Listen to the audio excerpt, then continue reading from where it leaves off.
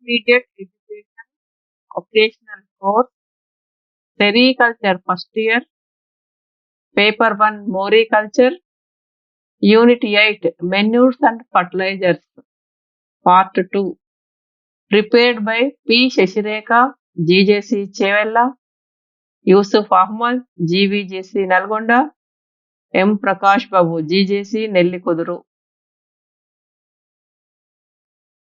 Paper 1 Moriculture, Unit 8 Manures and Fertilizers, Part 2, Introduction. Plants need several kinds of food for their normal healthy growth, which are obtained from air, water, and soil. The environment is an outdoor chemical factory where the plant get different energy and nutrients from sunlight, soil, and water and convert them into their own food and for man. Here are food elements or nutrients which plants need for their growth are obtained partly from the soil and organic matter and mineral particles. The soil organic matter was derived from decomposed plants and then plants absorb the food elements from the organic matter. The nitrogen present in the soil and the organic matter in the form of protein is commonly called as primary plant food elements in the soil.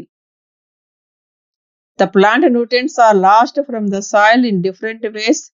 Large quantities are removed from the soil due to harvest of crops. Weeds absorb considerably amounts of nutrients from the soil.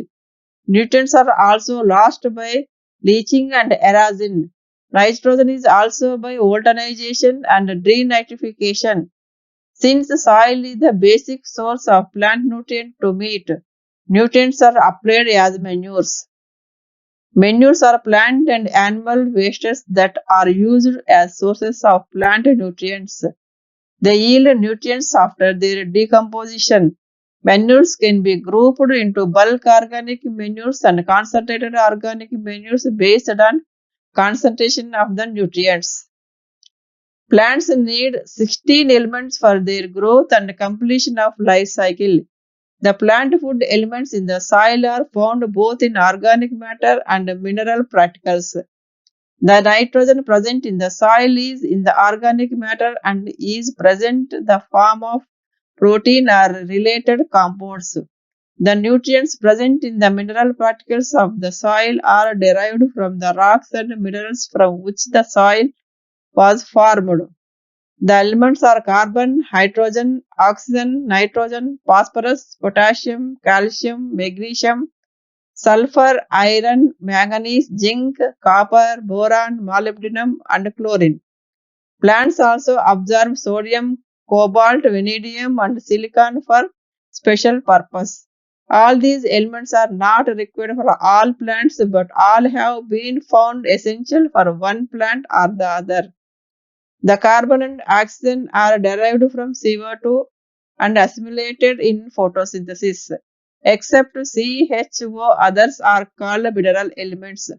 Above all, the primary plant food elements, that is nitrogen, phosphorus, potassium, are absorbed from the soil.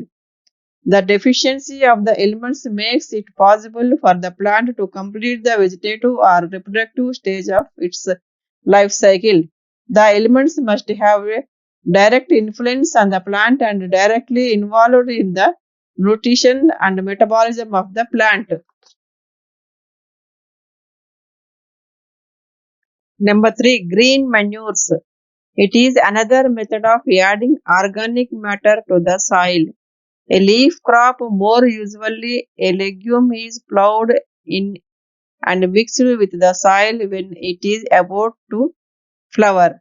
It is called green manuring. It is done in two ways: by growing green manure crops and burying the same field by collecting green leaf twigs. Leguminous crops are commonly used for green manuring as they fix atmospheric nitrogen and add nitrogen to the soil in addition to organic matter.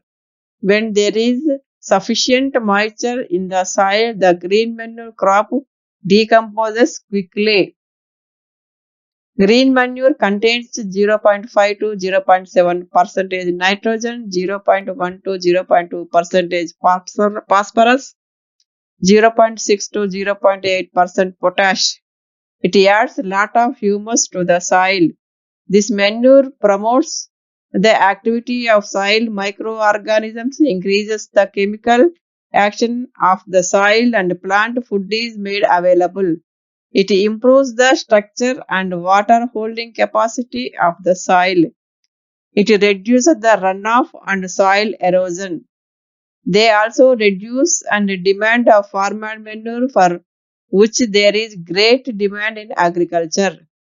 An application of superphosphate or bone meal to the green manure crop further adds to its manual value. Green manure brings nutrients from deeper layers to top layers.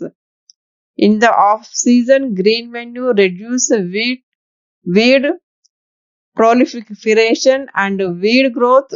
It helps in reclamation of alkaline soils and controls root knot nematodes.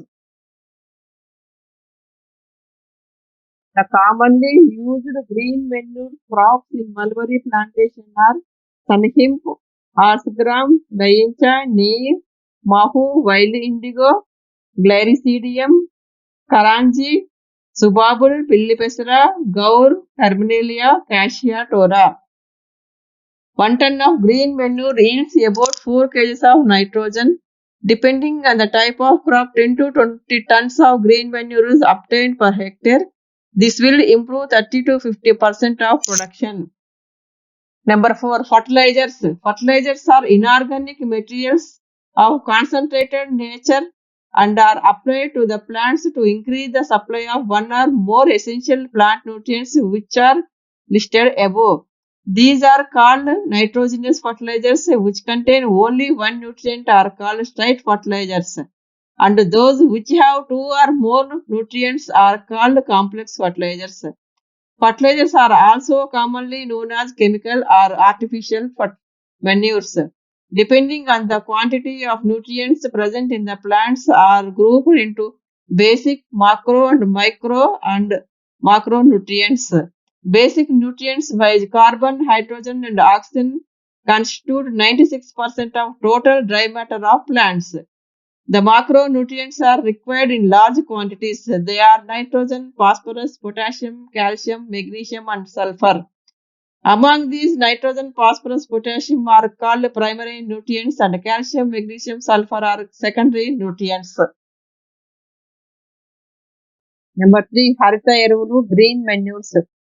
వీటిలో పప్పు జాతికి చెందిన జీలుగా, జనుము, పిల్లి పెసర, అలవంచ, గోరుచిక్కుడు, పెసర, మినుము మొదలైన పైర్లను ఎరువుగా వాడతారు.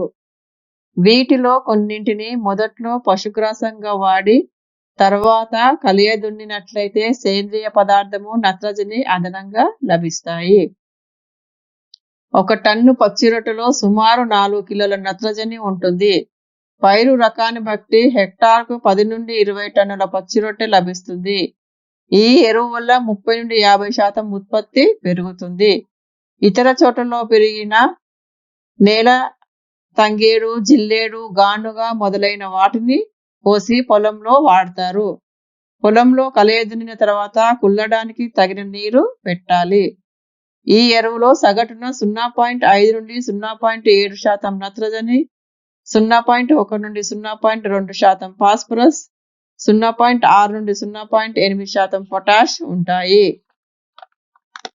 ఏ జీవ ఎరువులు. రసాయనిక ఎరువుల ధరలు రోజురోజుకి పెరిగిపోవడమే కాకుండా ఇవి 33% కంటే ఎక్కువ మొక్కలకు ఉపయోగపడవు. మిగిలిన ఎరువులు ప్రత్యేకంగా నత్రజని భూగర్భ జలంలో చేరి నీటిని కలుషితం చేస్తుంది. కొన్ని సూక్ష్మజీవులు గాలిలోని నత్రజని స్థాపించి మొక్కలకు అందజేస్తాయి. ఫ్యాక్టరీలలో నత్రజని స్థాపన రసాయనిక చర్య ద్వారా జరుగుతుంది. ఇది చాలా ఖర్చుతో కూడుకొనదగినది. ఇందుకు విరుద్ధంగా సూక్ష్మజీవులచే నత్రజని స్థాపనకు నామమాత్రం ఖర్చు అవుతుంది. ఈ రకం ఏర్పడిన ఎరువులను జీవ ఎరువులు అంటారు. పప్పుజాతి పంటలో రైజోబియం బ్యాక్టీరియా ఎరువుల వల్ల మొక్క వేరు బుడిపలలో రైజోబియం నివాసం ఏర్పరచుకొని మొక్కల నుంచి పోషక పదార్థాన్ని ప్రేరేపిస్తుంది. అందులోని నత్రజనిని స్థాపించి మొక్కలకు అందిస్తుంది. రైజోబియం విత్తనాలకు పట్టించి నీడలో ఆరబెట్టి నాటాలి. అజిటోబాక్టర్ బ్యాక్టీరియా మొక్క వేళ్లలో విసర్జించే కొన్ని పదార్థాలను గాలిలోని నత్రజనిని ఉపయోగించుకొని పెరుగుతుంది. ఇవి మొక్కకు ఉపయోగపడే హార్మోన్లను తదితర నత్రజని పదార్థాలను విసర్జిస్తాయి. వీటి వల్ల మంచి ఫలితాలు ఉంటాయి. వీటిని పప్పుజాతి పంటలకు తప్ప మిగిలిన వాటికి వాడవచ్చు. ఇక నీలి ఆకుపచ్చ శైవలాలు అజొల్లా అనే టెరిడోఫైట్ జాతి మొక్క సూర్యరశ్మిని కార్బన్ డయాక్సైడ్ ను వినియోగించి పిండి పదార్థాలను తయారు చేస్తాయి. నీలి ఆకుపచ్చ శైవలాలు అజొల్లా కుళ్ళి నేలకు సేంద్రియ పదార్థంగా ఉపయోగపడతాయి. వీటికి ఎక్కువ నీరు అవసరం. అజోస్పైరిల్లం బ్యాక్టీరియం కూడా నత్రజనిని స్థాపిస్తుంది. శిలీంధ్ర మూలం వల్ల మొక్క వేలు ఎక్కువ పోషక పదార్థాలను ప్రత్యేకంగా ఫాస్ఫరస్ ను గ్రహించగలుగుతాయి. వర్మీ కంపోస్ట్ ఎరువు వానపాము విసర్జనాన్ని వర్మీ కంపోస్ట్ అంటారు. దీన్ని తయారు చేయడం చాలా సులభం. వీటిని నేలలో పెంచాలి. ఇవి విసర్జించిన పదార్థంలో 40% యూరియా, కొన్ని ప్రోటీన్లు, హార్మోన్స్ ఉంటాయి. రసాయనిక ఎరువులు మొక్కల పెరుగుదలకు ప్రత్యుత్పత్తికి 16 మూలకాలు అవసరము. ఇవి మొక్కలకు కావలసిన అన్ని పోషకాలను అందిస్తాయి. ఇందులో మొదటి 10 మూలకాలను స్థూల పోషకాలు అని, తర్వాత 6 మూలకాలను సూక్ష్మ పోషకాలు అని అంటారు. స్థూల పోషకాలు ఇందులో 10 మూలకాలు ఉంటాయి. Number 1 carbon, number 2 oxygen, number 3 hydrogen, number 4 నత్రజని, number 5 phosphorus, number 6 potassium, number 7 calcium, number 8 magnesium, number 9 sulphur, number 10 iron.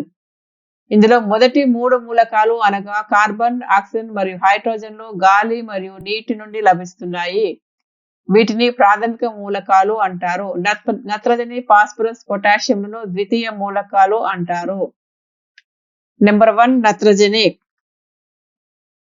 పోషక పదార్థాల్లో నత్రజని అతి ముఖ్యమైనది. ఇది ప్రోటీన్లలో, ఎంజైమ్లలో, అమైనో ఆమ్లములలో, పత్రహరితంలో మూలకంగా ఉంటుంది. నత్రజని లోపం వల్ల మొక్కల పెరుగుదల తక్కువై పుట్టిగా ఉంటాయి. ముదురు ఆకులు పసుపు రంగులోకి మారి పంట దిగుబడి తగ్గుతుంది. నత్రజని రూపాన్ని బట్టి ఎరువులను 3 రకాలుగా విభజించవచ్చు.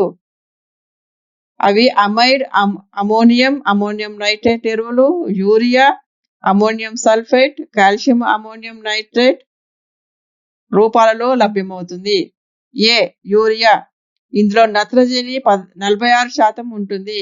ఇది తెల్లని గుండ్రటి ఆకారంలో ఉంటుంది.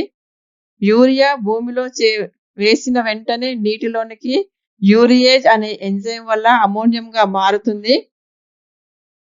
దీనివల్ల నత్రజని నష్టం జరగదు. యూరియా వేసేటప్పుడు పొలంలో నీటిని పూర్తిగా తీసి యూరియాను పొలంలో వెదజల్లి 72 గంటల తర్వాత మాత్రమే నీరు పెట్టాలి. లేకుంటే ఉపయోగం ఉండదు. Ammonium sulphate. దీనిలో నత్రజని 20%, అమోనియా రూపంలోను, సల్ఫర్ 24% సల్ఫేట్ రూపంలోనూ ఉంటాయి. స్వచ్ఛమైన ఎరుపు తెల్లని స్ఫటికాలుగా ఉంటుంది. గాల్లోని తేమ అతి ఎక్కువగా గ్రహిస్తుంది. Calcium ammonium nitrate. దీనిలో 26% నత్రజని అమోనియా రూపంలోను, నైట్రేట్ రూపంలోను సమాన పాలలో ఉంటుంది. నైట్రేట్ రూపాల్లో నత్రజని మొక్కలకు వెంటనే లభ్యమవుతుంది. అమోనియా రూపంలో ఉన్న నత్రజని నైట్రేట్ గా మార్పు చెందిన తర్వాత మొక్కలు గ్రహిస్తాయి. నత్రజని ఎరువులతో మొక్కలు శాఖీయ భాగాలు బాగా పెరుగుతాయి. ఆకులలో పచ్చదనం పెరిగి పైరు పచ్చగా కనిపిస్తుంది. త్వరగా కోతకు రాదు. కొమ్మలు బాగా పెరుగుతాయి, కానీ కాపు తగ్గుతుంది. శాఖీయ భాగాలు బాగా పెరిగి వేళ్ల పెరుగుదల తగ్గడం వల్ల పైరు నేల కొరిగే ఆస్కారం ఉంది. ఆకులలో పచ్చదనం ఎక్కువగా ఉన్నందువల్ల చీడపీడల తాకిడికి సులభంగా లోనవుతాయి. పైరు వర్షాభావ పరిస్థితిని, చలిని తట్టుకునే శక్తిని కోల్పోతుంది. నత్రజని లోపం వల్ల మొక్కలు పెరగక గిడసబారుతాయి. ఆకులు నిటారుగా లేత ఆకుపచ్చ రంగు నుంచి పసుపచ్చ రంగుకు మారుతాయి. ముదురాకులలో నత్రజని లోపం ముందుగా కనిపిస్తుంది. నత్రజని ఎరువు వేసిన పైర్లు ఫాస్ఫరస్, పొటాషియంలను బాగా వినియోగించుకుంటాయి. నెంబర్ 2, ఫాస్ఫరస్ ఎరువులు. భూముల్లో ఫాస్ఫరస్ చాలా కొద్ది పరిమాణంలో పంటలకు లభ్యం కాని రూపంలో ఉంటుంది. అందువల్ల పొలాల్లో ఫాస్ఫరస్ లోపం కనిపిస్తుంది. నేలలో ఈ ఎరువులు వేస్తే అది స్థిరపడిపోయి వేసిన ఎరువులో 20-40% మాత్రమే వెంటనే పంటలకు ఉపయోగపడుతుంది.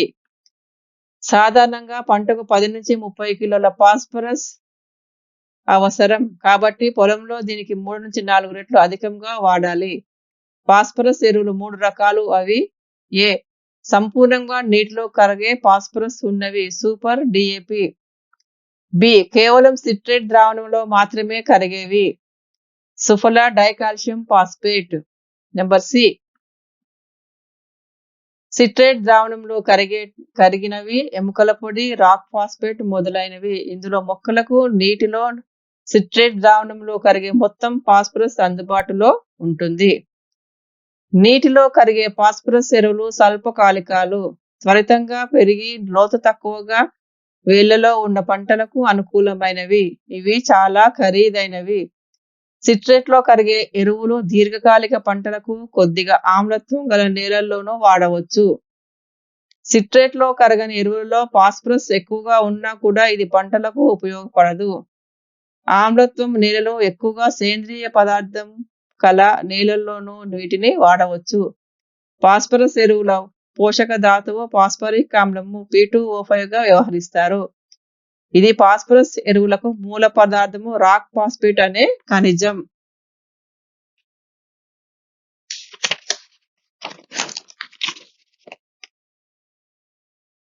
మొక్కలలో ఫాస్ఫరస్ చురుకుగా పెరిగే చిగురు భాగాల్లో కణాల అభివృద్ధికి తోడ్పడుతుంది. వేళ్లు బాగా పెరుగుతాయి. నేల నుంచి పోషకాలను గ్రహించే శక్తి పెరుగుతుంది. పైరు త్వరగా కోతకొస్తుంది. కాయ దినుసు పైర్లలో కాయలు, గింజలు గట్టిగా తయారవుతాయి. పప్పు దినుసు పైర్ల వేరుబుడిపలలోనూ బ్యాక్టీరియా చురుకుగా పనిచేసి నత్రజని స్థాపనను పెంపొందిస్తుంది. కాండం బలంగా ఉంటే పైరు నేల కొరగదు. కీటకాలు, తెగుళ్ల బెడదను తగ్గిస్తుంది. ఫాస్ఫరస్ తక్కువైతే వేళ్లు అంతగా అభివృద్ధి చెందవు. మొక్కలు కురచబారి ఉంటాయి. ఆకులు సన్నగా నిటారుగా ఉంటాయి. ఎరువు లోటు మరీ అధికమైతే ఆకులు గోధుమ లేదా నలుపు రంగులోకి మారుతాయి. ఆకు అడుగు భాగము కంచు ఆకారంలో కనిపిస్తుంది. Micronutrients are required in small quantities. They are ferrous, zinc, copper, boron, manganese, chlorine. Based on the functions, nutrients are grouped into 4. Elements that provide basic structure to the plant are carbon, hydrogen, and oxygen. NSP is useful in energy storage, transfer, and bonding. These are accessory structural elements which are more active and vital for living tissues. Potassium, calcium, and magnesium are necessary for change, balance, and act as regulators and carriers. The remaining elements are involved in enzyme activation and electron transport and called as catalyzers and activators.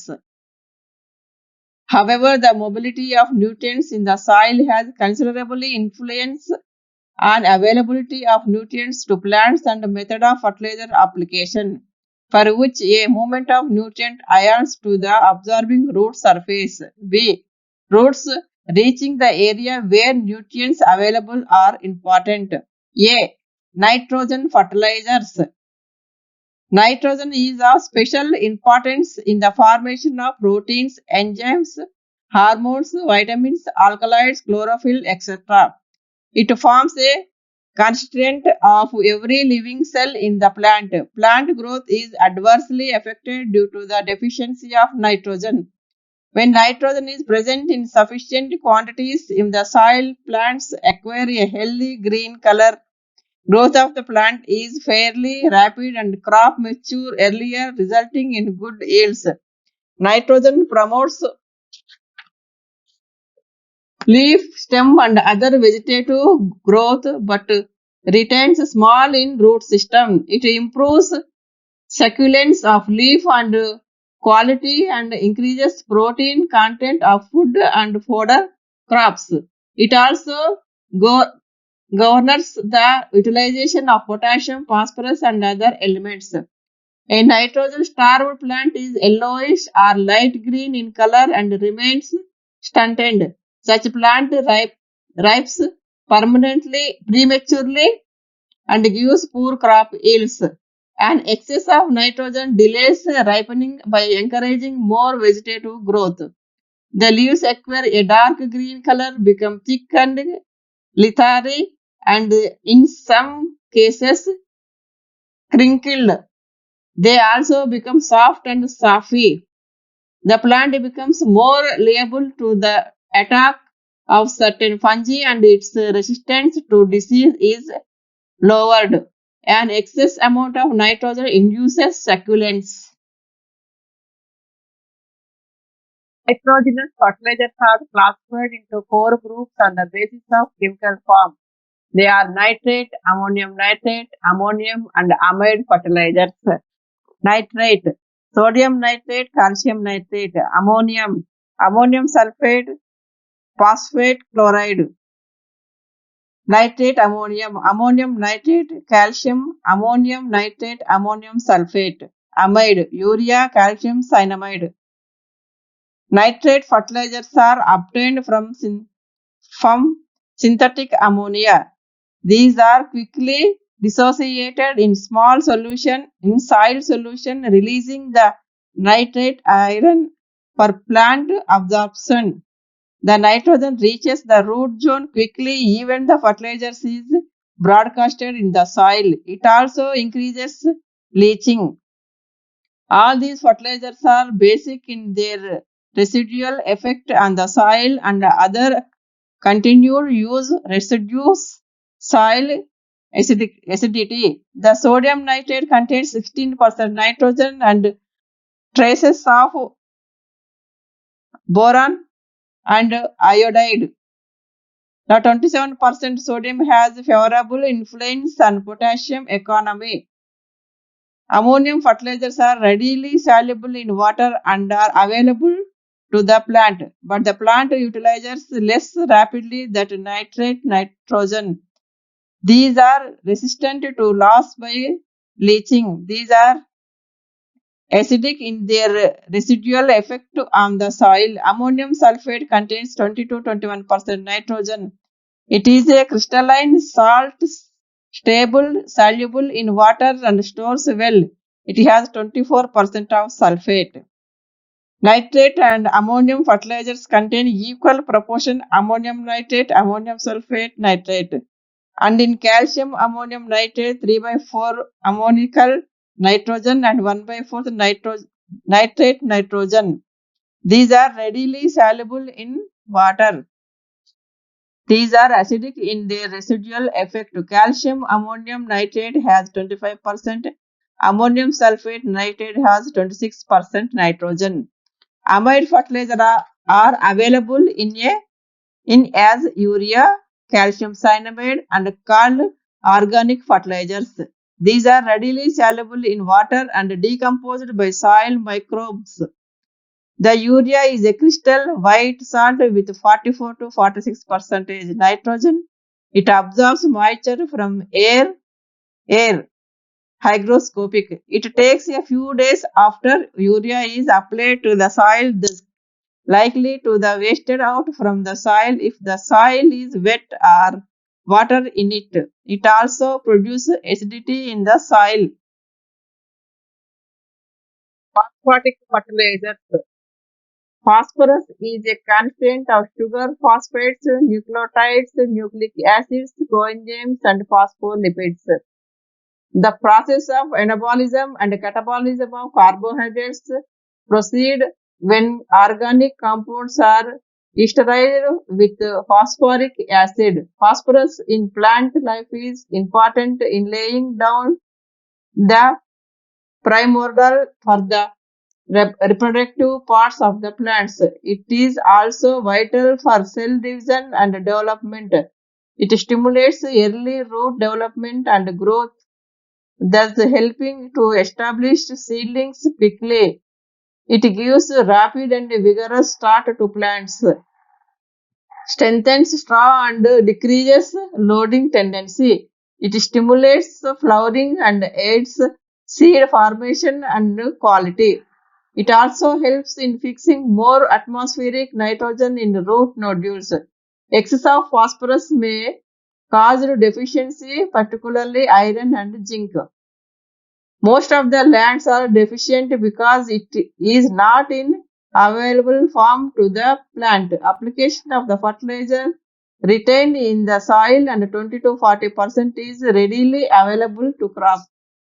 In general, for 10 to 30 kg phosphorus is needed, thus it is given 3 to 4 times. The nutrient content of this fertilizer are expressed in terms of percentage of phosphorus pentoxide. Rock phosphate is the basis for this fertilizer.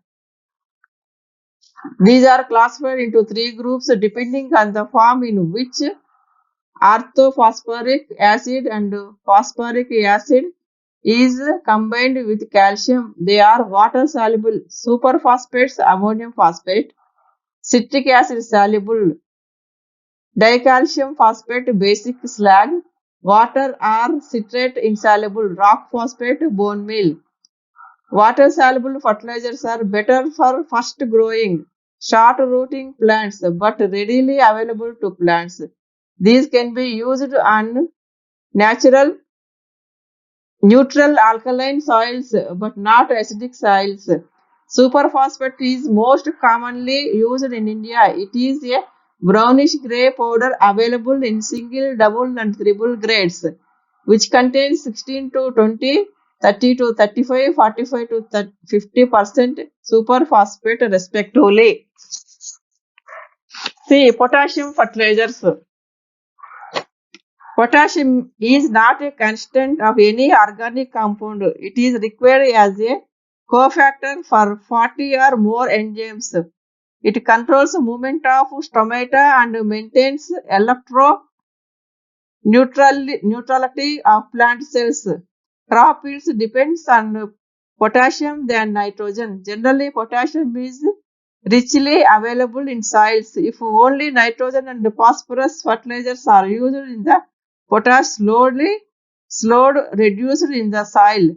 This also affects absorption of other fertilizers in due course. There are some soils which are found to yield more when potassic fertilizers are applied. Sandy soils are known to respond to potash. Potassium does not enter into the composition of any of the important plant constituents. It occurs in the state of solution in the cell sap. It imparts increased vigor and disease resistance to plants. It regulates water conditions within the plant cell and water loss from the plant by maintaining the balance between anabolism, respiration, and transpiration. Thus reduces the tendency to wilt. It is necessary in the formation and transfer of starches, sugars, proteins, and chlorophyll. It acts as a accelerator of enzyme action. It counteracts the injurious effects of excess nitrogen in the plant and improves the quality of crops. The deficiency results in yellowish leaf terminals and veins which later dry. The leaf margin apex show curls and dry. The leaf shows small brownish spots. Fruits can be stored for a long time. These fertilizers are classified into two groups, that is fertilizers having potassium in chloride form, potassium in non-chloride form. Potassium chloride or muriate of potash is a coarse or fine salt, most common and cheap. It has 60 to 96% potassium chloride and surely contains 60% potash. the whole of the which is readily available. Through it is soluble in water, not separated from soil as it is absorbed by the soil particles. Potassium sulfate contains 40 to 50% K2O in addition to 17.5% sulfur. It dissolves in water and immediately available to the crop. Potassium acts as accelerator of enzyme action. The deficiency results in yellowish leaf terminals and which later dry. The leaf margin apex show curls and dry. The leaf shows small brownish spots. Secondary nutrients. Calcium, magnesium, and sulfur are supplied to the plants incidentally by the application of NPK, and fertilizers are not manufactured to supply these nutrients. Calcium is a constituent of cell wall and early root development and growth. It influences water economy of the plant, the proteins carbohydrates ratio in the fat metabolism. Magnesium is a constant of chlorophyll, helps in maintain dark green color of the leaves. Sulfur helps in chlorophyll formation and encourages vegetative plant growth. Complex fertilizers. Nowadays, complex fertilizers are becoming more popular and can be applied as straight fertilizers. It contrasts to straight fertilizers. Complex fertilizers are more desirable for balanced treatment of the soil. Number 3 potash ఎరువులు. పంట దిగుబడికి నత్రజని కన్నా potash అవసరాలు ఎక్కువ. నేలలో potash సహజంగా ఎక్కువ లభిస్తుంది. అయితే పొటాష్ ఎరువులను వేయకుండా కేవలం నత్రజని, ఫాస్ఫరస్ ఎరువులను వేసి పండిస్తే భూమిలోని పొటాష్ క్రమంగా తరుగుతుంది. మొదట కొద్ది సంవత్సరాలు కేవలం యూరియా, ఫాస్ఫరస్ వేయగానే పంట దిగుబడి పెరుగుతుంది. ఫలితంగా నత్రజని, ఫాస్ఫరస్ తో పాటు పొటాష్ కూడా మొక్క ఎక్కువ మోతాదులో భూమి నుండి పీల్చుకుంటుంది. పొటాష్ ఎరువు వేయనందువల్ల భూమిలో సహజంగా లభ్యమయ్యే పొటాషియం పంట అవసరాలు తీర్చగా త్వరలోనే దాని లభ్యత తగ్గి వేసిన ఇతర రసాయనిక ఎరువులు పంటకు సక్రమంగా వినియోగపడవు. సేంద్రియ ఎరువులో పశువుల పెంట పొటాష్కు ముఖ్యమైన ఎరువు. దీనిలో దాదాపు 0.5% పొటాష్ ఉంటుంది. రసాయనిక ఎరువులలో muriate of potash, sulphate of పొటాష్లు ముఖ్యమైనవి. మ్యూరేట్ ఆఫ్ పొటాష్లో దాదాపు 60% పొటాష్ ఉంటుంది. ఇది చవక ఎరువు. సల్ఫేట్ ఆఫ్ పొటాష్లో దాదాపు 40 నుంచి 50% వరకు పొటాష్ ఉంటుంది. దీనికి తోడు సల్ఫర్ సుమారు 17% ఉంటుంది. ఇది మొక్కకు పోషక పదార్థంగా ఉపయోగపడుతుంది. ఆమ్ల నేలలో పొటాషియం లోపం అధికంగా ఉంటుంది. పొటాష్ మొక్కలలో వివిధ రకాల విధులను నిర్వర్తిస్తుంది. మొక్కల వివిధ క్రియలను సక్రమంగా జరగటానికి తోడ్పడుతుంది.